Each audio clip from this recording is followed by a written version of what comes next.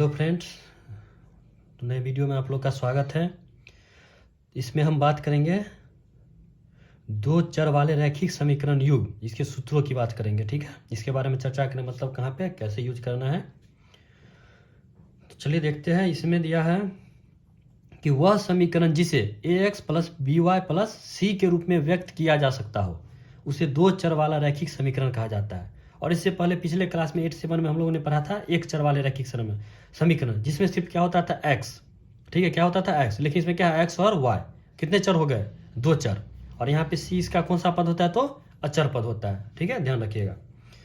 तो वह समीकरण जिसे ax plus B Y plus C के रूप में व्यक्त किया जा सकता है उसे हम क्या कहते हैं? दो चर वाला रैखिक समीकरण कहा जाता है या कह सकते हैं। सभी दो चर वाले रैखिक समीकरण सरल रेखा की निरूपित करते हैं। कौन सी रेखा को निरूपित करते हैं? तो हमेशा सरल रेखा को ही वो निरूपित करेंगे। कभी मतलब उनका जो मतलब हल जब करेंगे दो चर वाले रैखिक समीकरण को, तो टेढ़ा मेढ़ा नहीं होगा, वो हमेशा किस रेखा में होगा? तो सीधी रेखा में। ठीक है ना, एकदम पूरा सीधी रेखा में गमन करेगा। ठीक है, यदि दो सरल रेखाओं के समीकरण मान लीजिए कि a1x plus b1y plus c1 बराबर 0 और a2x प्लस b2y बराबर प्लस c2 बराबर 0 हो, तो मान लीजिए दो समीकरण हम ले लेते हैं।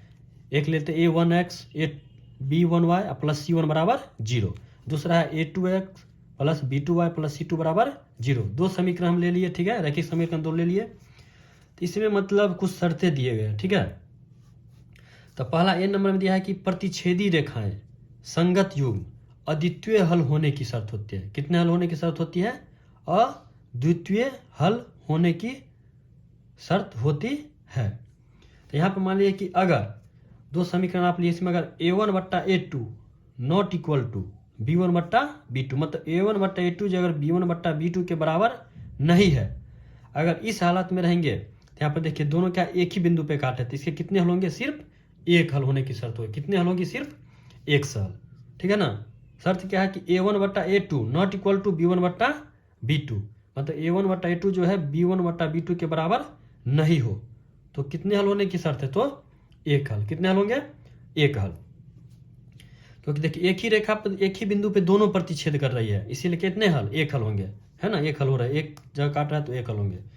अब सेकेंड है संपाती रेखाएं संगत युग्म या अपरिमित रूप से अनेक हल होने की शर्त कब होगी? जब a1 बट्टा a2 बराबर b1 बट्टा b2 बराबर c1 बट्टा c2, मतलब ये तीनों अगर एक दूसरे के बराबर होंगे तो ये क्या कहलाएंगे? इसके अनेक हल होंगे। देखिए पहला समीकरण इसी रेखा पे और दूसरा समीकरण भी क्या जाएगा? सेम रेखा पे। तो यहाँ पे तो कटने की बात ही, तो जहाँ पे सब जगह करते रहेगा ये लगातार, तो इसलिए इसके कितने हल होंगे?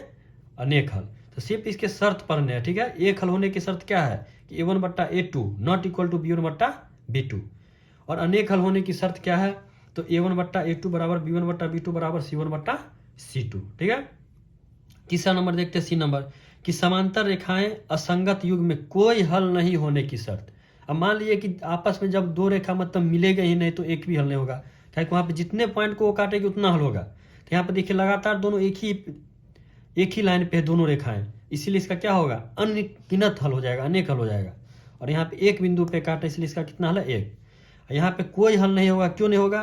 क्योंकि यहाँ पे दोनों रेखा क्या है? अलग अलग दिशा में जा रहा है। अब ये दूसरे दिशा में, ये दूसरे दिशा में। तो इसका शर्त होता है a1 बट्टा a2 इक्वल टू b1 बट्टा b2 और नॉट इक्वल टू c1 बट्टा c2, मतलब a1 बट्टा a2 b1 b2 के बराबर है लेकिन c1 बट्टा c2 के बराबर नहीं होगा। तो इस हालत में एक भी हल नहीं होगा। ठीक है, इसी में लास्ट में मतलब देखिए यहाँ पे कि नदी और नाव पर आधारित कुछ प्रश्न रहते हैं लास्ट में, एंड में आपके चैप्टर के एंड में रहता है लास्ट अध्याय में, कि नदी और नाव पर आधारित प्रश्न, उसके कुछ सूत्र है।